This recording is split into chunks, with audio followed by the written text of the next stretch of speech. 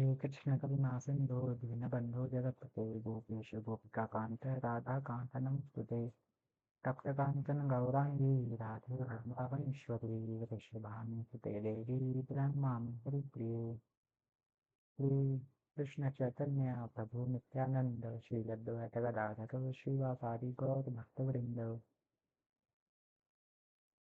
नमो विष्णुपादाय कृष्णपृष्ठाय भूतले श्रीमते भक्तिवेदान्त स्वामी इति नामिने नमस्ते सारस्वते देवे गौरवाणी प्रचारिणे निर्विशेषशून्यवादी पाश्चात्यदेशतारिणे वाञ्छाकल्पतरुभ्यश्च कृपासिन्धुभ्येव पतितानां पावनेभ्यो वैष्णवेभ्यो नमो नमः। हरे Krishna Krishna Krishna Hare Hare Hare Ram Ram Ram Hare Hare. Hare Krishna, dear devotees, please accept my humble obeisances in your lotus feet. So, uh, previous time, previously we read the first verse of chapter 1, questions by sages. So today we are going to read the next verse of that chapter. So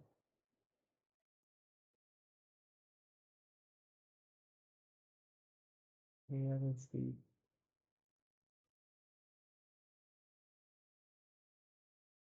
way. So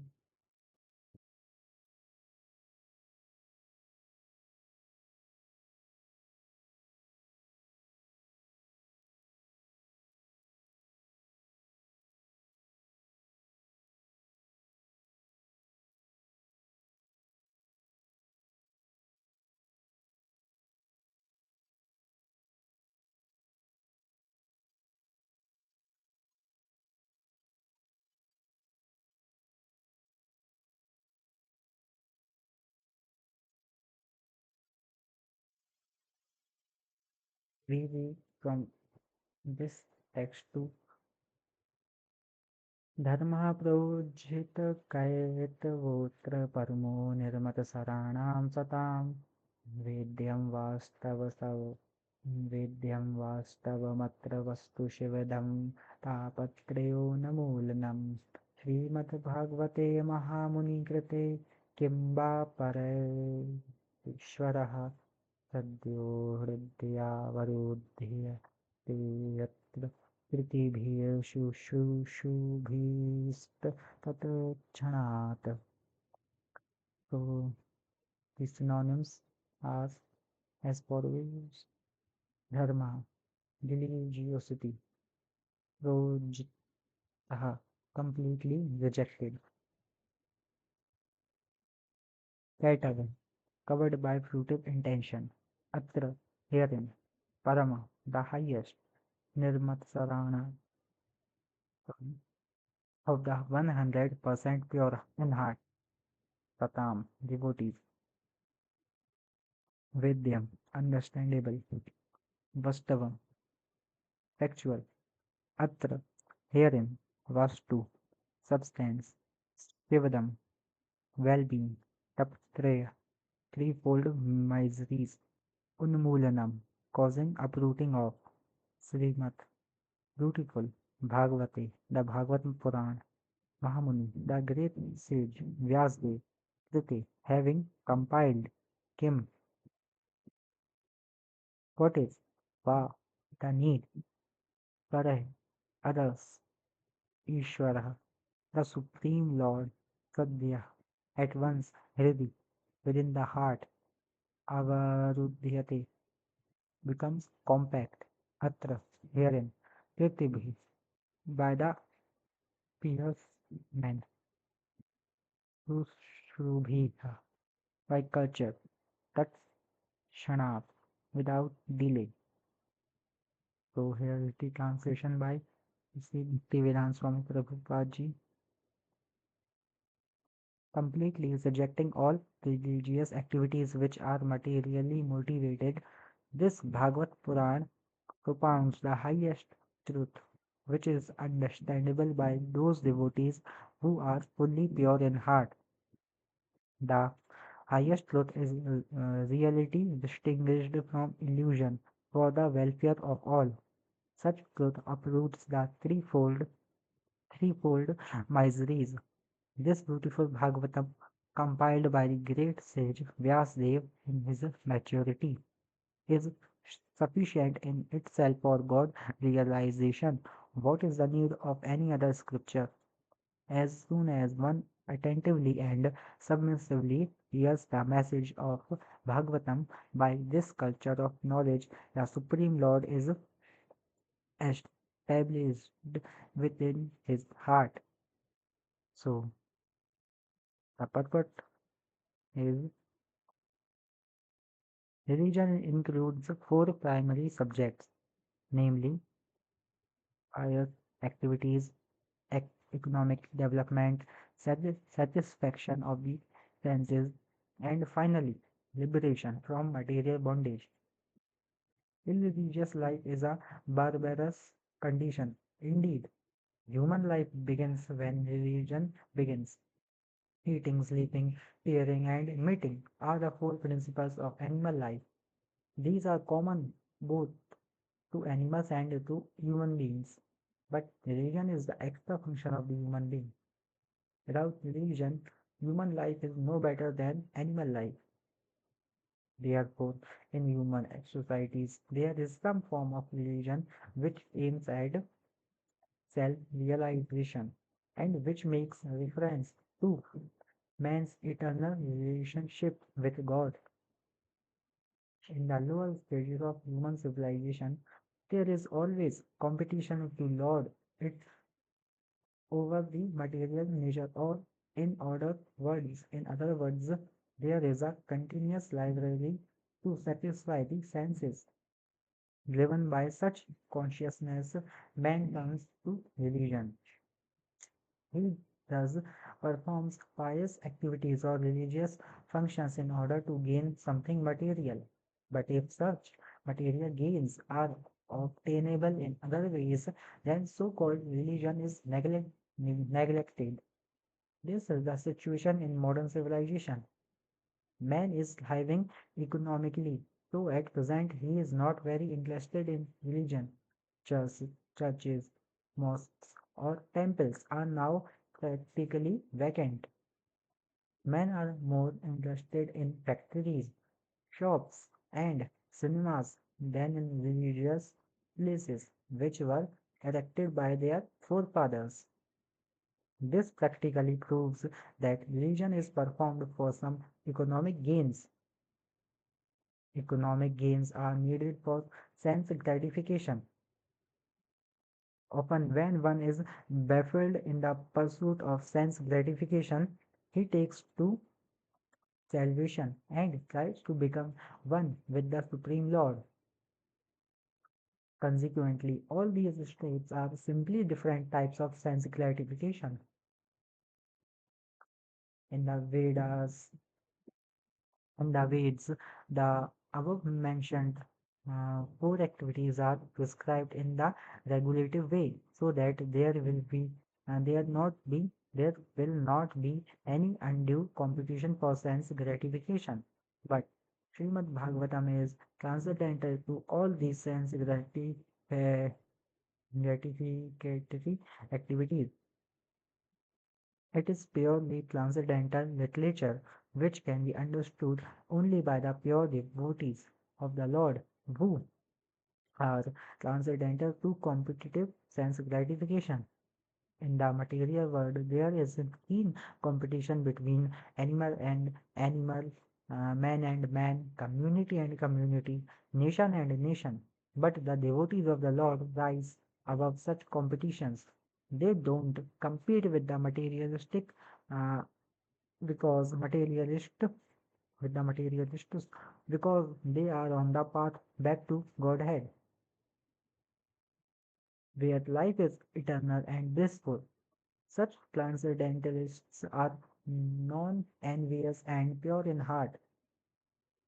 In the material world, everyone is envious of everyone else, and therefore there is competition.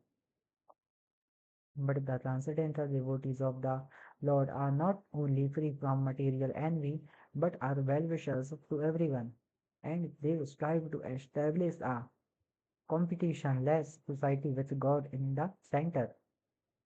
The contemporary socialists' conception of a competition-less society with God in the center. Well, the contemporary socialists' conception of a competition-less society is artificial because in the socialist state there is competition for the post of dictator from the point of view of the Veds or from the point of view of common human activities. Such gratification is the basis of material life. There are three parts mentioned in the Veds. One involves productive activities to gain promotion to better planets. Another involves worshipping different demigods for promotion to the planets of the demigods. And other involves realizing the absolute truth and his impersonal feature and becoming one with him. The impersonal aspect of the absolute truth is not the highest.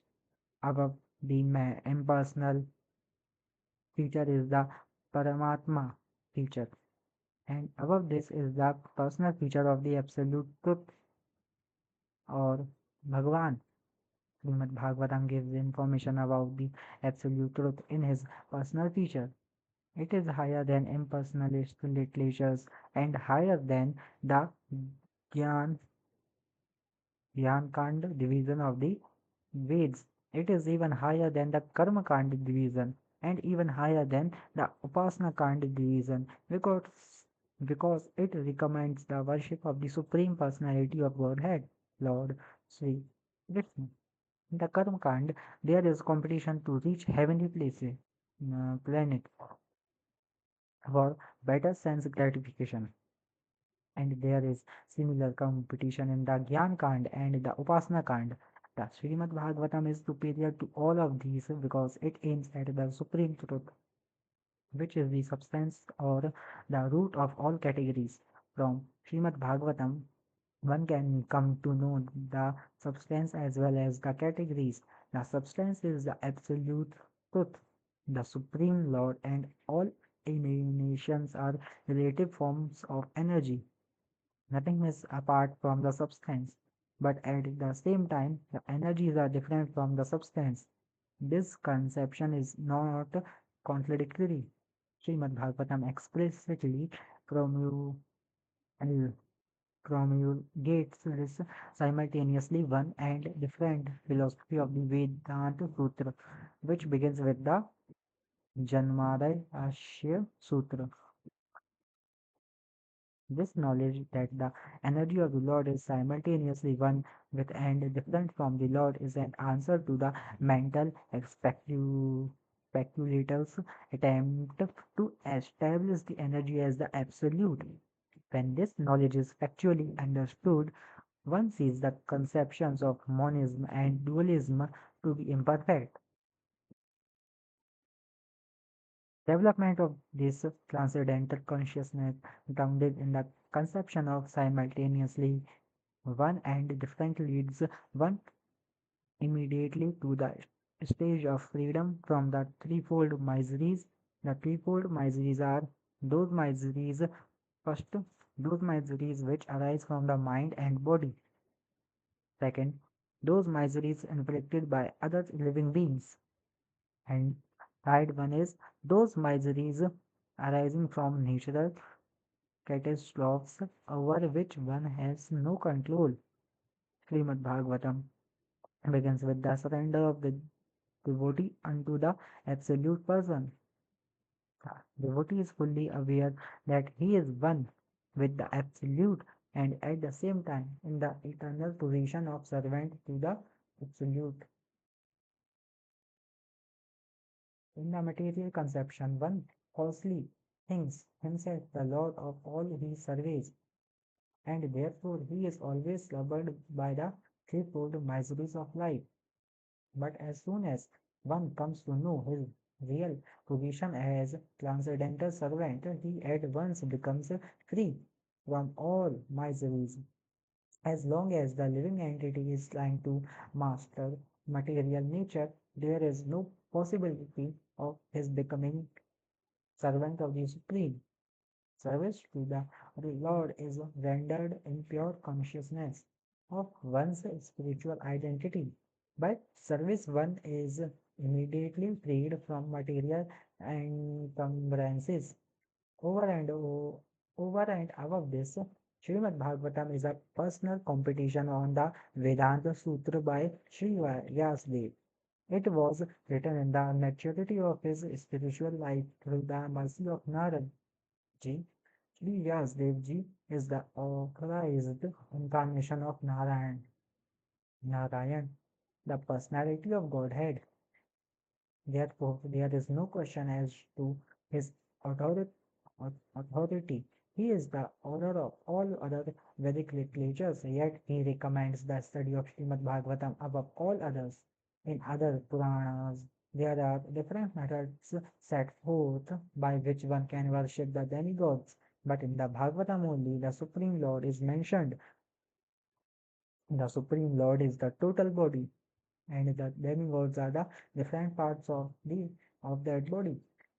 Consequently, by worshipping the Supreme Lord, one does not need to worship the demigods. The Supreme Lord becomes fixed in the heart of the devotee immediately. Lord Chaitanya Mahaprabhu has recommended the Srimad Bhagavatam as the spotless Puran and distinguishes it from all other Purans. The proper method for receiving this transcendental message is to hear it submissively. A challenging attitude can't help one realize this transcendental message. One particular word is used herein for proper guidance. This word is Sushu. One must be anxious to hear this transcendental message. The desire to sincerely hear is the first qualification. Less fortunate persons are not at all interested in hearing this Srimad Bhagavatam. The process is simple, but the application is difficult. Unfortunate people find enough time to hear ideal, uh, social, and political conversations, but when invited to attend a meeting of devotees to hear Srimad Bhagavatam, they suddenly become reluctant. Sometimes professional readers of the Bhagavatam immediately plunge into the confidential topics of the pastime of the Supreme Lord, which they seemingly interpret as sex literature. Srimad Bhagavatam is meant to be heard from the beginning. Those who are fit to assimilate this work are mentioned in this shlok. One becomes qualified to hear to hear Srimad Bhagavatam after many pious deeds. The intelligent person with a thoughtful discretion can be assured by the great sage Vyasadeva that he can realize the Supreme Personality directly by hearing Srimad Bhagavatam without undergoing the different stages of realization set forth in the Veds. One can be lifted immediately to the position of Paramahans simply by agreeing to the receive this message. So we read this verse next time. So here we stop our reading. Thank you for hearing me once again.